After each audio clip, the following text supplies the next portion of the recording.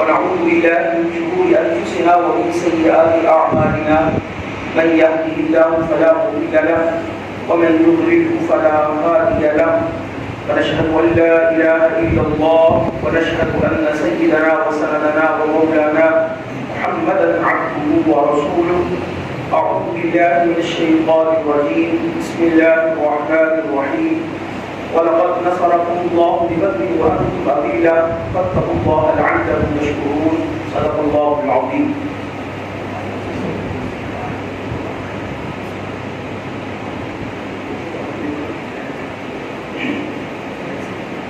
عقیدے سے محبت سے بول بات کریں.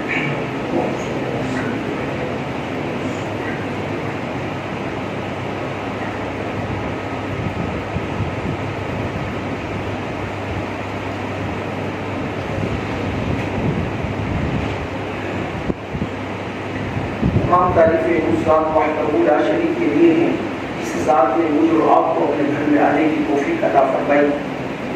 آپ کو کروڑوں درود و سلام اس پاک ہستی پر اس کا نام نامی اس گرامی سیدنا محمد رسول اللہ صلی اللہ علیہ وسلم. سامعین، آپ جانتے ہیں کہ آج رمضان مبارک کا 16واں روزہ ہے. ایک وقت تھا یہ مفت و شریف تھی، باتیں ہو رہی تھی کہ پہلا روزہ اس تاریخ کو ہوگا. تاریخ کا تعین کیا جا رہا تھا کہ تاریخ کون سی ہوگی. پھر اللہ رب العزت نے محض اپنا فضل فرمایا، کرم فرمایا کہ ہمیں ایک اور موقع دیا. زندگی کا عظیم نعمت سے مجھے اور آپ کو نوازا. ہم نے یکم رمضان بھی دیکھا اور تمام باتیں ہوئی. پہلے عشرے کی، پھر وہ عشرہ گزرا دوسرے عشرے کی. دوسرا عشرہ بھی اختتام پذیر ہے تقریباً. اور اس کے بعد اب جو باتیں ہو رہی ہیں یا ہوں گی وہ تیسرے عشرے کی ہوں گی. بس ایک دن آئے گا، اعلان ہوگا کہ چاند نظر آ گیا.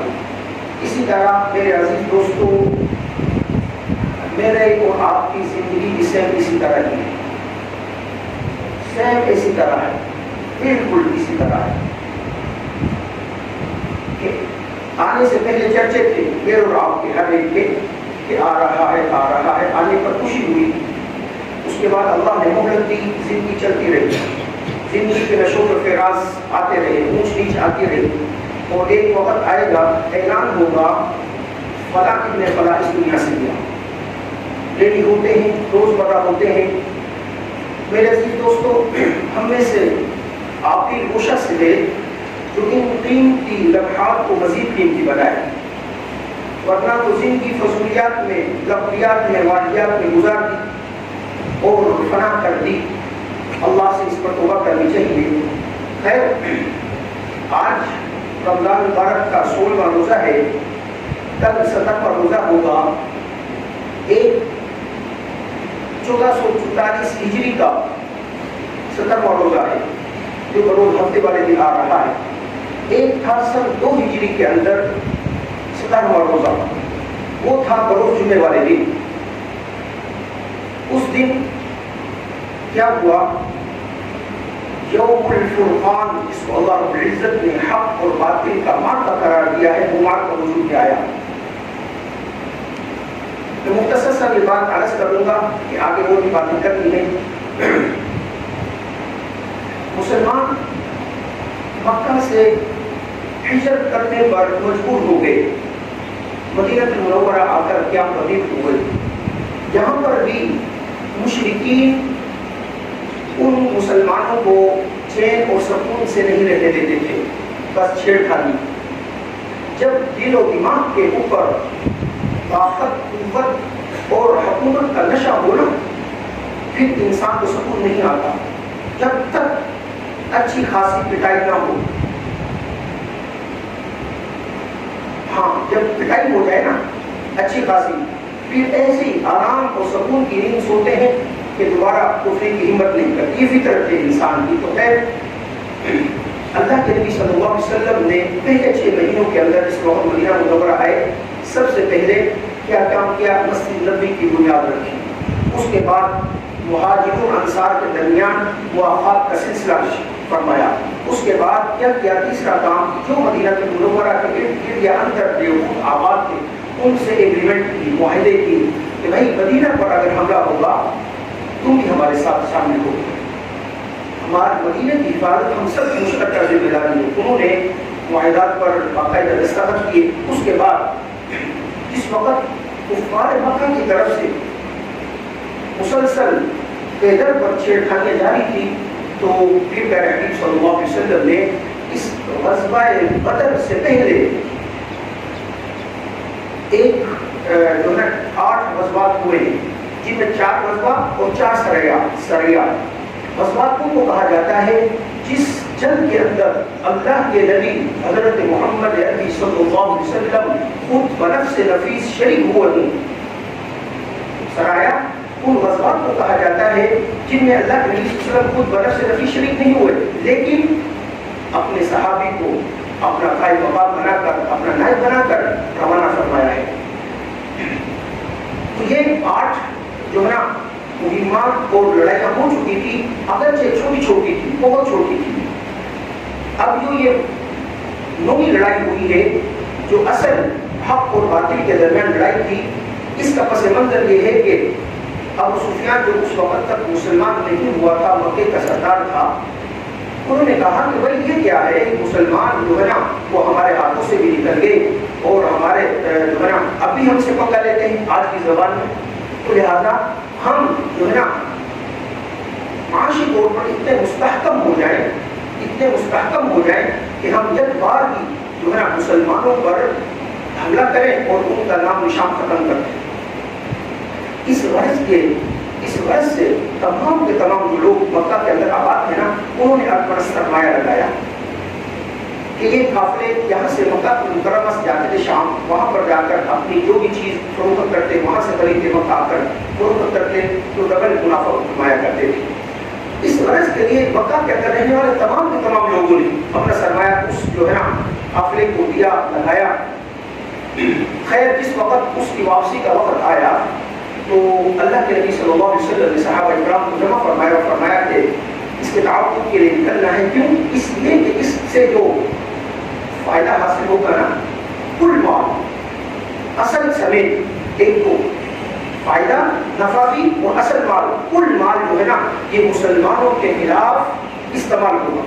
لہذا اس جو ہے نا قافلے کا روکنا ضروری ہے. اللہ کے نبی صلی اللہ علیہ وسلم یہاں سے نکلتے ہیں اور کوئی لڑائی کا ارادہ نہیں تھا، جنگ کا ارادہ نہیں تھا. یہی وجہ ہے کہ جو نکلے ان کی تو اللہ اور اس کے رسول صلی اللہ علیہ وسلم نے بہت زیادہ مدح سرائے بیان فرمائی، ان کی بڑی تعریفیں بیان فرمائی. جو نہیں نکلے ان کی کوئی مذمت بیان نہیں ہوئی. بخلاف غزوہ جو ہے نا تبوک کے وہاں پر جو صحابہ کرام نہیں نکلے ان کی سب قسم کی مذمت بیان ہوئی اور پکڑ ہوئی. اور جو ہے نا وعدہ ثلاثۃ الذین خلفوا، 3 صحابہ کرام جو ہے نا صحیح صحابہ تھے، حتی اذا ضاقت علیہم الارض، ان پر زمین تنگ کر دی گئی. خیر لیکن اب اللہ کے نبی صلی اللہ علیہ وسلم مدینہ سے نکلتے ہیں صحابہ کرام کے ساتھ. کچھ ساتھی ایسے ہیں جن کو اللہ کے نبی صلی اللہ علیہ وسلم فرمایا تم یہاں پر رہو، تمہیں بدر میں شریک ہونے والوں کے برابر حصہ بھی ملے گا اور اجر بھی ملے گا. تم نے حضرت عثمان رضی اللہ تعالیٰ عنہ تھے، آپ کی بیٹی لفظ جگر وہ بیمار تھی، فرمایا تم ان کی بیمارداری کرو، تمہیں مکمل وہ تمام چیزیں ملیں گی جو بدر میں شریک ہوں گے ان کو ملے گی. اس کے بعد اللہ کے نبی صلی اللہ علیہ وسلم آگے نکلے اور آگے جو ہے نا ایک مقام پر پہنچ کر ایک صحابی کو اللہ کے نبی صلی اللہ علیہ وسلم واپس روانہ فرمایا، وہ آ کر مدینہ المنورہ کے اندر دیکھ بھال کا انتظام کرے. ابو لبابہ ان کا نام تھا رضی اللہ تعالیٰ عنہ. اس کے بعد ایک صحابی جو ہے نا راستے میں ہی شہید ہو گئے. اللہ کے نبی صلی اللہ علیہ وسلم فرمایا کہ یہ کیا ہے، بدر کے شہداء میں سے ہے. ایک صحابی کی ٹانگ جو ہے نا وہ ٹوٹ گئی، زخمی ہو گئی، فرمایا یہ بھی کوئی وہی اجر ملے گا. تو غرض جس وقت مدینہ سے 2 دن کی مسافت طے فرمائی، اللہ رب العزت کی طرف سے حکم آ گیا اب تمہاری لڑائی ہوگی قافلے کے ساتھ. وہ جو ابو سفیان کا قافلہ شام گیا ہوا تھا نا تجارت مال تجارت لے کر، وہ واپسی پر تھا.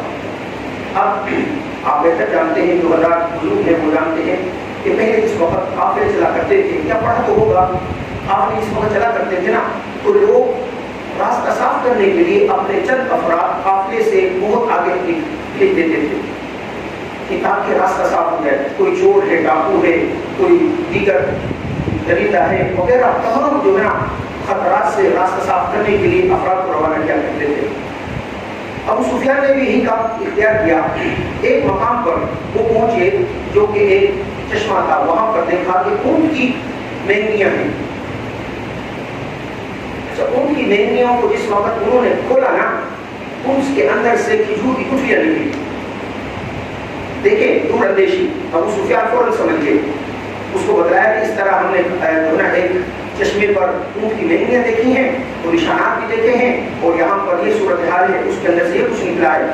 کہنے لگا ہاں یہ اونٹوں کو جو کھجور کی گٹھلیاں کھلاتے ہیں نا، کھجور کی جو گٹھلیاں کھلاتے ہیں اونٹوں کو، وہ جسر والے ہیں، یعنی مدینہ والے ہیں، لہذا یہ ہمارے تعاقب میں ہے.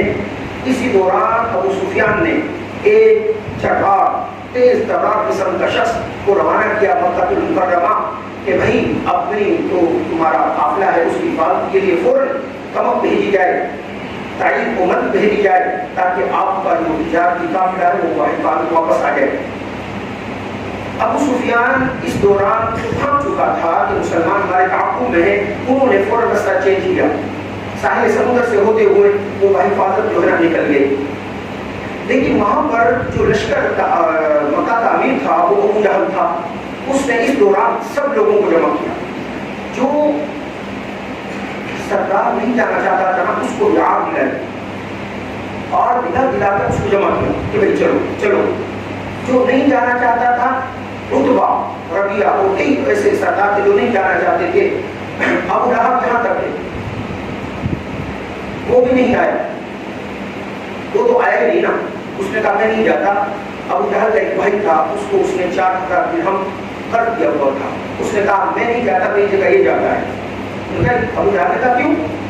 تم کیوں نہیں جاتے؟ تم سردار نہیں ہو، تم چلو. اس نے کہا جب میں کہہ دیا کہ میری جگہ یہ جاتا ہے تو خیر وہ ایک ادھر کا وہاں ایک ادھر کا رہنا چاہتے ہوئے ابو جہل کا بھائی تیار ہو گیا کہ بھائی میں اس کا جو ہے مقروض ہوں، اس لیے میرے ذمہ لگا دیا، تو جانا نہیں پڑے گا.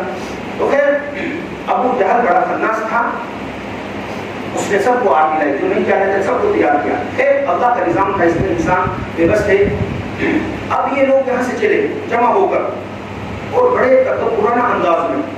ابو جہل یہاں پر بیت اللہ کی چھت پر کھڑے ہوئے دعا کر رہے ہیں اللہ اگر ہم ناحق ہیں تو ہمیں ختم کر دینا، اگر محمد اور اس قدیم صلی اللہ علیہ وسلم ناحق ہیں تو ان کا نام نشان ختم کر دینا. یہ دعا کر کے چلے آج فیصلہ ہو جائے. اور اپنے ساتھ گانے والیاں اور تمام ساز و سامان لے کر اور اسی طرح آزاد راہ وفر مقدار میں لے کر جبار قسم کا لشکر، عام نہیں. اس طرح مسلمانوں کی حالت اس طرح نہیں، کیونکہ مسلمان تو لڑائی کے لیے نکلے ہی نہیں. یہی وجہ ہے صرف 2 گھوڑے، 313 افراد، بعد 314 319 تک روایات آتا ہے. 2 گھوڑے، 70 اونٹ، 8 تلواریں، کچھ زینے ہیں، کسی کے پاس جوتا نہیں، کسی کے پاس پگڑی نہیں وغیرہ. یہ حالات تھے. انسان جب لڑائی کے لیے نکلتا ہے اس طرح نکلتا ہے. کیوں؟ لڑائی کا مقصد ہی نہیں تھا، ارادہ ہی نہیں تھا. ادھر مقابل کیا تھا؟ آپ کے جب سمجھ لیں کہ آج جدید جو ٹیکنالوجی کے ساتھ لیس اسلحے سے وہ سب کے سب لوگ نکلے. خیر بدر کے مقام پر آئے.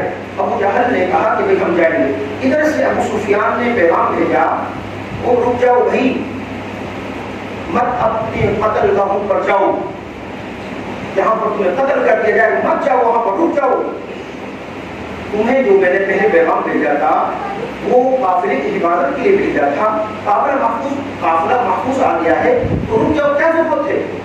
کہنے لگے نہیں، آج تو ہم وہ تکبرانہ انداز، وہ لہجہ، وہ جو ہے نا چودراہٹ، بادشاہت، تکبر ٹپک رہا تھا کہ آج تو ہم مسلمانوں کا خلاف مکر کر آئیں گے. اس طرح نہیں جائیں گے جب تک ہمارے خون ٹھنڈے نہیں ہو جاتے، دل جگر ٹھنڈے نہیں ہو جاتے، واپس نہیں جائیں گے. خیر اللہ رب العزت کو یہی منظور تھا. وہ آئے بدر کے مقام پر آ کر ٹھہرے. یہاں پر اللہ کے نبی صلی اللہ علیہ وسلم کے صحابہ کرام تھے. جن کی حالت وَأَنْتُمْ أَذِلَّةٌ اللہ قرآن میں ارشاد فرماتے ہیں تم بالکل کمزور تھے، بے سر و سامان تھے، تمہارے پاس نہ تلواریں نہ گھوڑے اسباب کے درجے میں، نہ اونٹ نہ زرہیں جو جنگی ساز و سامان کی چیزیں ہوتی ہیں وہ کچھ نہیں تھی، لیکن سب غلطی ہو گئی۔ اس مقام پر ٹھہرے، وہ مقام جو مسلمانوں کے حصے میں آیا وہ ریتیلے مقام تھا جہاں پر ریت بہت زیادہ ہوتی ہے۔ آپ جانتے ہیں کہ انسان ریت پہ چلے نا تو پاؤں زمین کے اندر دھستے ہیں، ریت کے اندر دھس جاتے ہیں۔ ظاہر سی بات ہے جو چند اونٹ ہیں ان کے بھی پاؤں اسی طرح، اور اگر دھوپ پڑے تو ریت کیا کرتی ہے؟ تپش بھیجتی ہے، اپنی گرمی نکالتی ہے۔ تو بظاہر مخالفین جہاں ٹھہرے تھے وہ بالکل چٹلے میدان تھا، زمین تھی، قریب چشمے بھی تھے، یہاں پر کیا تھا؟ ریت تھا، پانی بھی نہیں تھا، کچھ بھی نہیں تھا۔ مسلمان بڑے پریشان۔ اللہ قرآن کریم میں ارشاد فرماتے ہیں کہ ہم نے یہ کرم فرمایا کہ بارش کا نزول فرمایا، بارش کا نزول فرمایا۔ اس کے بعد کیا ہوا؟ وہ جو ریت تھا نا جس کے اندر پاؤں دھس رہے تھے وہ کیا ہو گئے؟ وہ چٹیل میدان بن گیا، وہ زبردست قسم کا جو ہے میدان بن گیا۔ مسلمانوں نے پانی کو جمع کر دیا، اس سے غسل کیا، نہائے۔ اللہ پاک ارشاد فرماتے ہیں قرآن کریم میں ہم نے مسلمانوں کے اوپر اونگ طاری کر دی، نیند طاری کر دی۔ سبحان اللہ! کیا کہتے ہیں؟ آپ جانتے ہیں کہ حالات جنگ ہو اور نیند کا آ جانا ممکنات میں سے ہے، لیکن اللہ کی طرف سے رحمت تھی کہ اللہ نے اس حالت میں بھی مسلمانوں پر نیند طاری کر دی، وہ سفری مشقتیں ان تمام کو ختم کر دیا۔ انسان اس وقت نیند سے بیدار ہوتا ہے تو بالکل حشاش بشاش ہوتا ہے، بالکل تر و تازہ ہوتا ہے، ہر کام کے لیے وہ تیار ہوتا ہے۔ اللہ پاک نے یہ مسلمانوں کو رحم فرمایا۔ اس کے بعد اس وقت مختصر مارکا شروع ہوا۔ ایک دن پہلے اللہ کے نبی صلی اللہ علیہ وسلم نے کچھ دن پہلے صحابہ کرام سے مشورہ کیا، حضرت ابو بکر بھی کھڑے ہوئے، عمر بھی کھڑے ہوئے رضی اللہ تعالیٰ عنہ۔ انہوں نے کہا یا رسول اللہ شام و مال کے ساتھ آپ کے ساتھ حاضر ہیں۔ اللہ کے نبی صلی اللہ علیہ وسلم نے جو منشا تھی وہ دوسری طرف تھی، وہ انصار کی طرف تھی۔ انصار کے جو سردار تھے سعد بن معاذ رضی اللہ تعالیٰ عنہ، وہ کھڑے ہوئے۔ انہوں نے کہا یا رسول اللہ صلی اللہ علیہ وسلم ہم قوم بنی اسرائیل کی طرح نہیں ہیں۔ بنی اسرائیلیوں نے سیدنا موسیٰ علیہ السلام سے کیا کہا؟ فَاذْهَبْ أَنْتَ فَقَاتِلَا إِنَّا هَاهُنَا قَاعِدُونَ۔ اے موسیٰ آپ ہمیں یہ حکم دیتے ہیں آؤ قوم عمالقہ کے خلاف جہاد کرو، کفار قوم کے خلاف جہاد کرو۔ فرمایا کہ ہم یہ کہتے ہیں آپ سے، موسیٰ ہم آپ سے یہ کہتے ہیں فَاذْهَبْ أَنْتَ وَرَبُّكَ، آپ اور آپ کے رب جائیں، فقاتلا آپ دونوں جا کر جہاد کریں، قتال کریں، انا ہاہنا قاعدون، ہم یہیں پر بیٹھے ہیں، ہمارا کام نہیں کرنا۔ سیدنا سعد رضی اللہ عنہ نے فرمایا یا رسول اللہ، عرض کیا یا رسول اللہ ہم قوم بنی اسرائیل کی طرف سے یہ نہیں کہتے کہ آپ اور آپ کا رب جا کر لڑے، بخدا اگر آپ ہم سے چاہتے ہیں اللہ کی قسم ہمارا مال آپ پر قربان، جو چاہیں آپ لے لیں، جو چاہیں چھوڑ دیں، اور جو آپ لے لیں گے وہ ہمیں محبوب ترین ہوگا اس مال سے جو آپ ہمارے لیے چھوڑ دیں گے۔ کیا کہنے سبحان اللہ، الفاظ دیکھیں۔ پھر کہا یا رسول اللہ آپ ہمیں لڑنے کا حکم کہتے ہیں، آپ ہمیں حکم دے دیں کہ ہم سمندروں میں چھلانگیں لگا دیں، اللہ کی قسم کھا کر کہتے ہیں ہم بغیر پرواہ کیے ہوئے کہ ہمارے نبی نے ہمیں حکم دیا ہے ہم سمندروں میں چھلانگیں لگا دیں گے، ہم آپ کے دائیں لڑیں گے، ہم آپ کے بائیں لڑیں گے، ہم آپ کے آگے لڑیں گے، ہم آپ کے پیچھے لڑیں گے، یا رسول اللہ آپ جس طرح آپ حکم دیں گے یہ ہم کرنے کے لیے تیار ہیں۔ ابن مسعود رضی اللہ تعالیٰ عنہ اس روایت کو بیان کرنے والے ہیں، کہنے لگے اس وقت سیدنا سعد رضی اللہ تعالیٰ عنہ کی بات کہی نا، سرکار دو عالم صلی اللہ علیہ وسلم کا چہرہ کھل اٹھا، تبسم فرمایا، خوش ہو گئے کہ انصار نے تو حق ادا کر دیا ہے۔ اس کے بعد جو ہے نا سب بندی شروع ہوئی اور انہی کے کہنے پر اللہ کے نبی صلی اللہ علیہ وسلم کے لیے چبوترا بنوایا گیا، وہاں پر جو عریش تھی وہ بنائی گئی اور اس پر جو ہے نا حضرت ابوبکر صدیق رضی اللہ تعالیٰ عنہ گارڈ تھے اور حضرت سعد رضی اللہ تعالیٰ عنہ بھی تھے۔ خیر اس وقت مسلمان اور کفار کی سب بندی ہوئی، اب مقابلے پہ اب ایک دوسرے کو جو ہے نا سب بندی اللہ کے نبی صلی اللہ علیہ وسلم فرمائی اور اس کے بعد مقابلے کے لیے بلایا کہ بھائی آؤ۔ اب یہاں سے کفار کے مقابلے، کفار مکہ کے مقابلے کے لیے آنے والے انصار تھے، چہرے سب کی چھپے ہوئے تھے. پوچھا کون ہو؟ کہا کہ انصار. کہنے لگا ہم آپ سے نہیں لڑیں جاؤ, ہمارے مقابلے میں ہمارے افراد کو بھیجو. عجیب لڑائی تھی خدا کی قسم کہ یہاں پر مسلمان ایک بھائی ہے, وہاں پر مسلمان بھائی کافر ہے. یہاں پر مسلمان بھائی باپ ہے مسلمان, وہاں پر بیٹا کافر جو ہے نا مد مقابل ہے. یہاں پر بھی بھائی مسلمان ہے, وہاں پر بھی بھائی غیر مسلم ہے, آپس میں لڑائی کے لیے تیار ہے. یہ ہے اسلام. اس کے بعد جو ہے نا سب بندی ہوئی.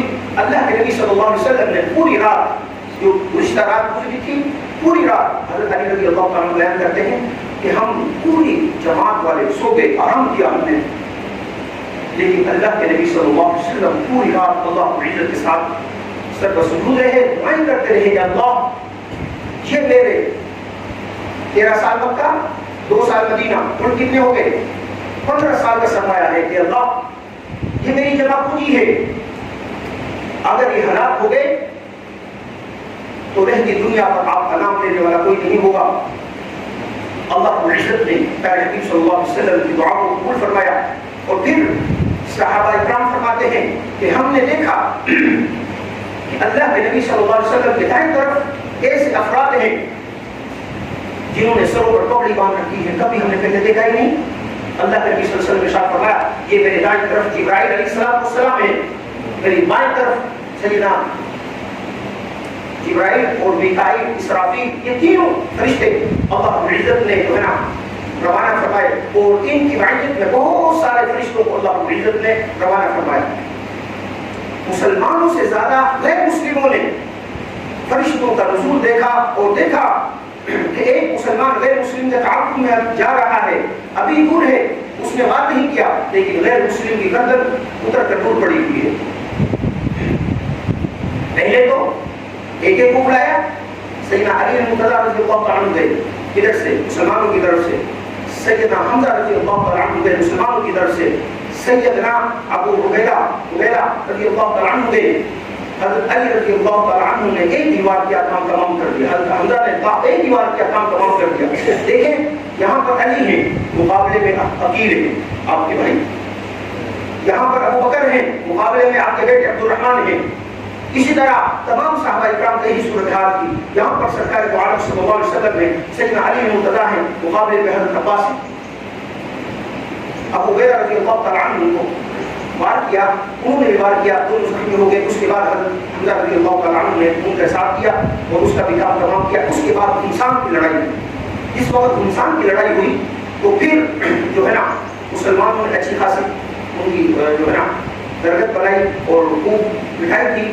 اللہ کی عزت نے ایسا ان کے دلوں کے اندر روح ڈال دیا. قرآن کریم ارشاد فرماتے ہیں کہ ان کے درمیان بھگدڑ بچ گئی.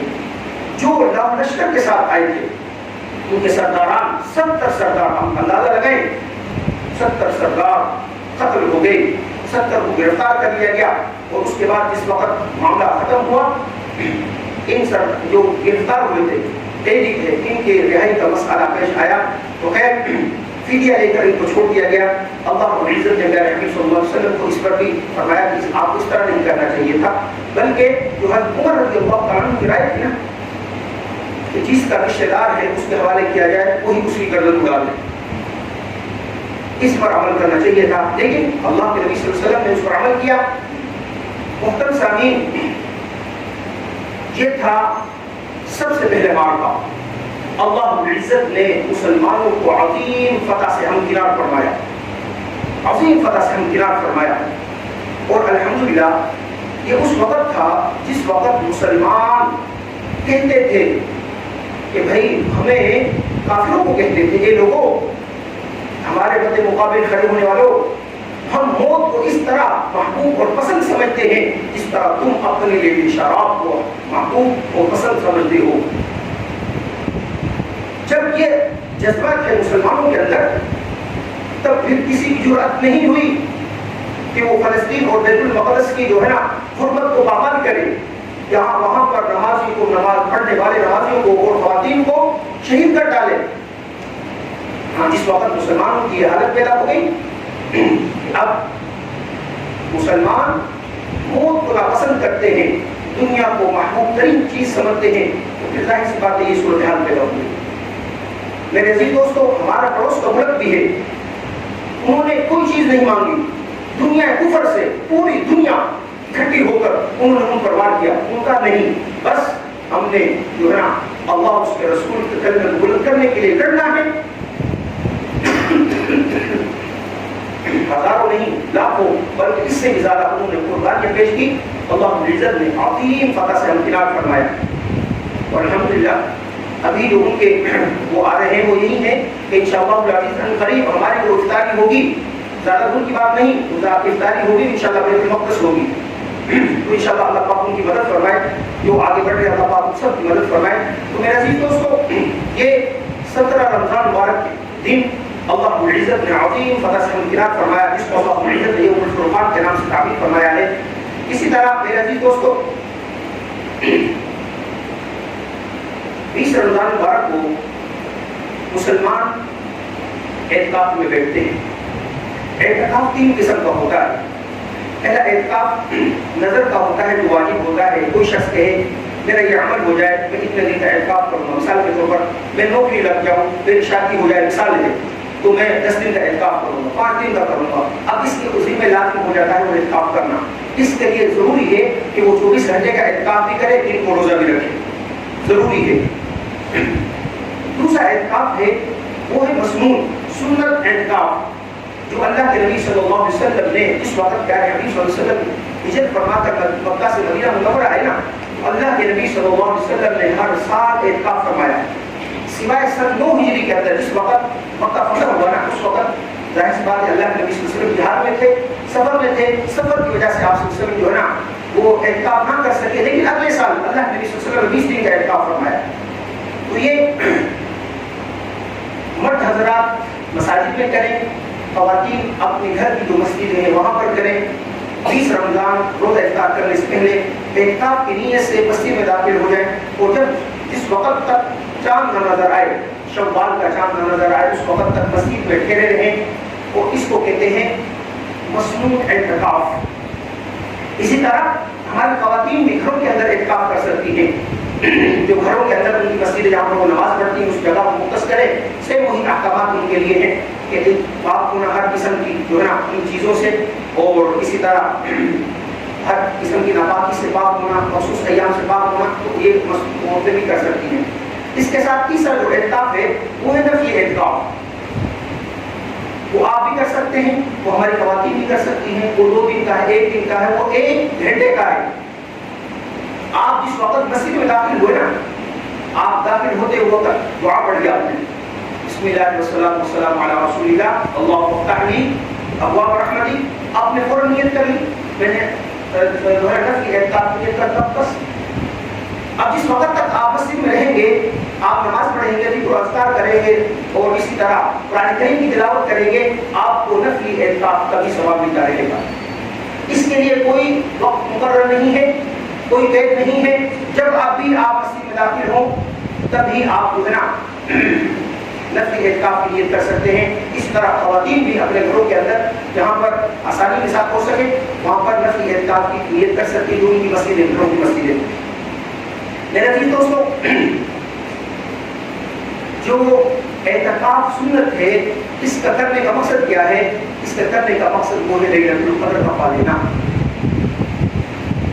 دیکھیں بعض علماء فرماتے ہیں کہ یہ لیلۃ القدر پورے سال کی راتوں میں گھومتی ہے، بعض فرماتے ہیں نہیں رمضان مبارک کی کسی بھی رات ہو سکتی ہے، بعض فرماتے نہیں جو روایات سے ثابت ہے کہ اللہ کے نبی صلی اللہ علیہ وسلم نے ارشاد فرمایا تم لیلۃ القدر کو رمضان مبارک کے آخری عشرے کی تاپ راتوں میں تلاش کرو۔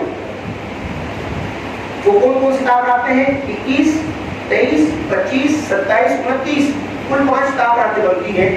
اگر آپ پوری 10 راتیں بھی جاگ لیں تو کوئی مشکل نہیں، بڑی فضیلت ہے، بڑی فضیلت۔ وقت ختم ہو گیا اور میں بیان کرتا کہ اللہ کے نبی صلی اللہ علیہ وسلم نے پہلی امتوں کے 2 اشخاص کے 2 افراد کے واقعات بیان فرمائے، 80 سال عبادت کی۔ صحابہ اکرام کے دلوں کے اندر ایک بات پیدا ہوئی، یا رسول اللہ ہماری عمر بھی 80 سال نہیں، انہوں نے 80 سال عبادت کی، 80 سال وہ گھوڑے کی پشت پر سوار ہو کر جہاد کرتے رہے، 80 سال وہ مصلی کی پشت پر کھڑے ہو کر عبادت ہی کرتے رہے، اپنے جسم سے اسلحہ اور زرہ بھی نہیں اتاری۔ ایسے جوان اور مضبوط افراد تھے، اللہ رب العزت نے اس امت کو ایک دھات عطا فرما دی. اللہ آپ ارشاد فرماتے ہیں خیر من الف شہر، جو 1000 مہینوں سے بہتر ہے. آپ اندازہ لگائیں. آپ دیکھیں یہ اہمیت کی بات ہے. اب جو ایک مزدور ہے نا اس کو بتایا جاتا ہے میرے کہ آپ نے 30 دن نوکری کرنی ہے، جا کر کرنی ہے گاڑی کے طور پر. آپ کو 30 دن کے بعد 50,000 روپے ملیں گے. مثال کے طور پر اتنا ہے نہیں، 30,000 روپے ملیں گے. وہ پورے 30 دن جا کر بیچارہ گزارتا ہے. مشکل نہیں ہوتا. کیوں؟ اس لیے اس کو پتا ہے کہ مجھے 30 دن بعد یہ 30,000 روپے ملنے والے ہیں. اگر نہیں جاؤں گا تو یہ 30,000 نہیں ملیں گے. سمپل سی بات ہے. یہ نفع نقصان بالکل اس کے بالکل سامنے ہے. یہ جو ہے نا یہ آنکھ بند ہونے کے بعد پتا چلے گا. یہ تمام جو ہم عبادت کر رہے ہیں آنکھ بند ہونے کے فوراً بعد پتہ چل جائے گی. تو لہٰذا کوشش کریں گے نا جو لوگ اعتکاف بیٹھ سکتے ہیں وہ مسجد میں کریں گے انشاءاللہ العزیز. تمام راتیں جاگیں گے. جو نہیں بیٹھ سکتے مجبوری کے تحت وہ کیا کریں؟ وہ کم از کم تاپ راتوں میں اپنی حساب اور استطاعت کے مطابق جو ہے نا تاپ راتوں کو قیمتی بنائیں. میرے عزیز دوستوں یہ رمضان المبارک کا مقدس مہینہ ہے. قیمتی لمحات ہیں. ان کو بازاروں کی نظر نہ کیجیے. میں پھر عرض کر رہا ہوں یہ رمضان المبارک کا مہینہ یہ اللہ کا مہینہ ہے، دعاؤں کا مہینہ ہے، قرآن کریم کا مہینہ ہے. یہ بازاروں میں گزارنے کا مہینہ نہیں. نہ ایک دن بھی نہ ایک رات بھی لمحہ بھی اس کو قیمتی بنائیے، ورنہ افسوس کے علاوہ کچھ نہیں ملے گا. انشاءاللہ مزید بات ہوگی صبح کے درس میں. اللہ رب العزت سے دعا کہ اللہ پاک مجھے اور آپ کو عمل کرنے کی توفیق عطا فرمائے. آمین. وما علینا الا البلاغ.